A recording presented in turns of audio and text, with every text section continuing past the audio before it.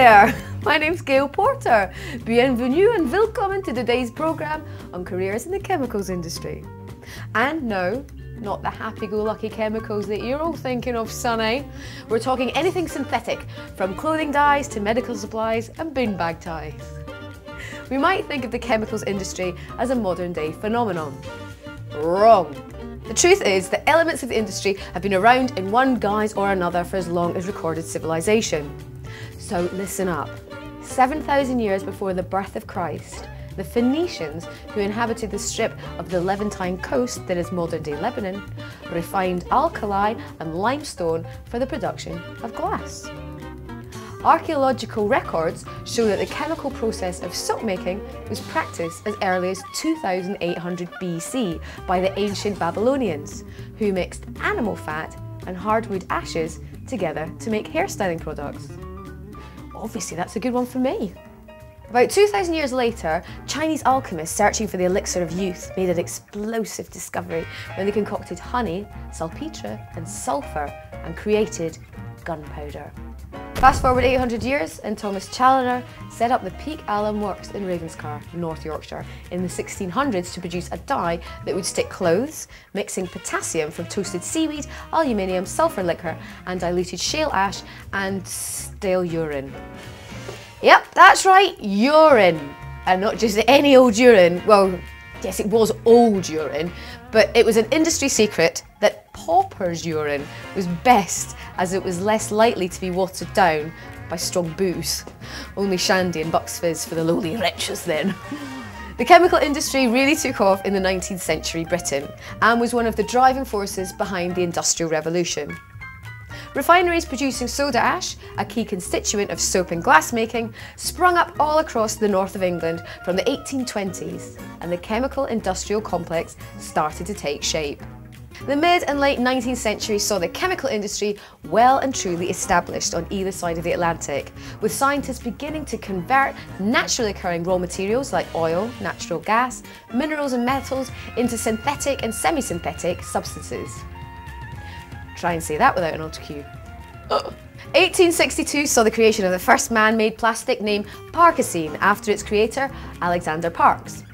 In the space of the next 145 years, scientists continued to literally break the mould in their innovation of plastics, producing rayon, cellophane, PVC, vinyl, polystyrene, nylon, polypropylene, styrofoam and liquid crystal polymers, leading up to the latest mind-boggling breakthrough: supermolecular rubber, a self-mending polymer. So broken condoms and leather tights could soon be a thing of the past. They deserve a medal for that alone. From its humble beginnings in animal fats, ash and urine, the chemical industry has become a $2 trillion a year business, core to the modern pan-global economy. The European Union is the largest producer of chemicals in the world, employing over 3.2 million people across the region and accounting for 2/3 of the Union's entire manufacturing trade surplus. The chemical sector is one of the UK's largest manufacturing industries, directly employing over 214,000 and turning over more than £50 billion per annum. Representing manufacturing's #1 exporter, the British chemical industry has an annual trade surplus of just under £5 billion. The chemical industry is essential for mankind. If you look at the products and services that we enjoy in the West, the rest of the world want the same standard of living in terms of healthcare, in terms of abundance and availability of food and of clean water. I don't know if you knew that the biggest killer in the world today is water, and it's materials produced by chemical companies which produce the solution to create clean water, to provide abundant foodstuffs, to make more effective pharmaceuticals in order that we can all enjoy the same standard of living. Now that has to be done in a sustainable manner, which means more innovation and for better products to really progress humankind as we know it.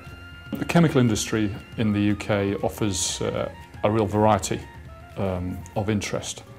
I think there is the possibility of a real variety in your job content. You get an awful lot of responsibility pretty early on in your career.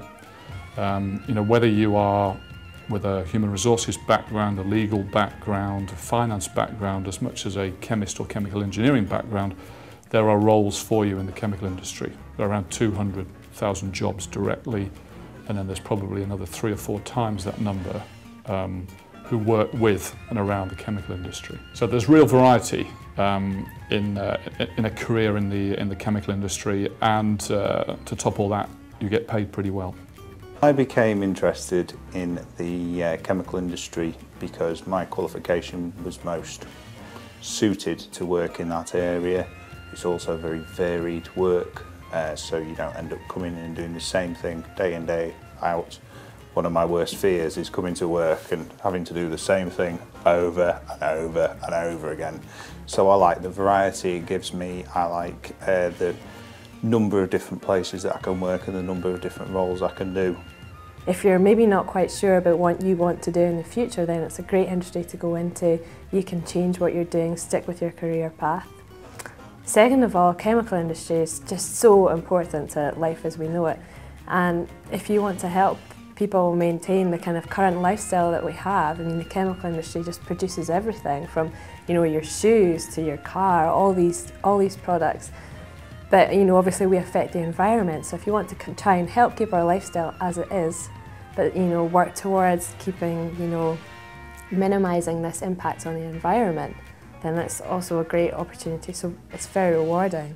Full-time employees in the chemical sector can be expecting their hourly earnings to be an average of 19% higher than the manufacturing counterparts.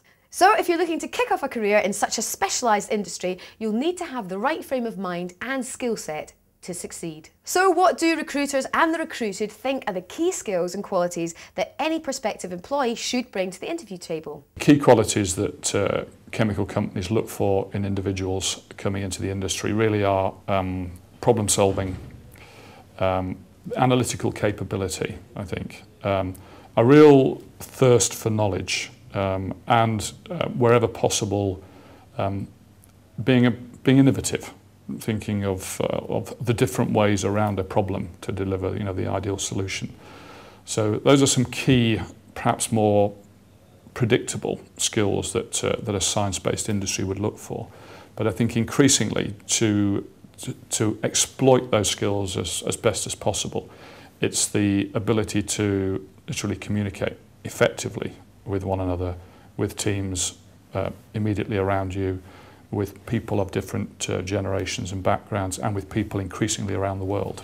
That and within that, operating effectively as teams. And sometimes you're leading a team, sometimes you're part of a team, and it's remembering, you know, that the collective effort more often than not wins out over the individual effort. Key qualities for success in the chemical industry, I mean, innovation is something that every business has. It's a core focus for Perstorp, innovative solutions. Hard work. If you're going to be successful in any industry, you need to work hard. And aptitude. If you have an aptitude for science, you will enjoy doing it, and therefore you'll be hardworking and innovative. So all three, very useful. They need to be able to work as part of a team, because none of us actually works on their own, and we rely on other people within that team to help us do our job. You need to be able to look at your goals so that you can aim towards them and see what changes you need to make within your project to get towards the goals that you're trying to achieve. We look for candidates that share our passion, candidates with determination, with imagination and with dedication to change what's necessary to improve human life. Really, people that want to make the difference. We offer candidates with those qualities the opportunity to excel in the various different disciplines that you'll find within manufacturing industry. So starting in manufacturing engineering, or R&D, or public affairs, or marketing and sales, to name but a few. There's a broad range of experiences which can be gained starting in those independent disciplines. And within those disciplines, then there is constant on-the-job learning, both from a vocational perspective and also on a broadening perspective, and learning and understanding some of the soft skills which really enable people to be able to succeed.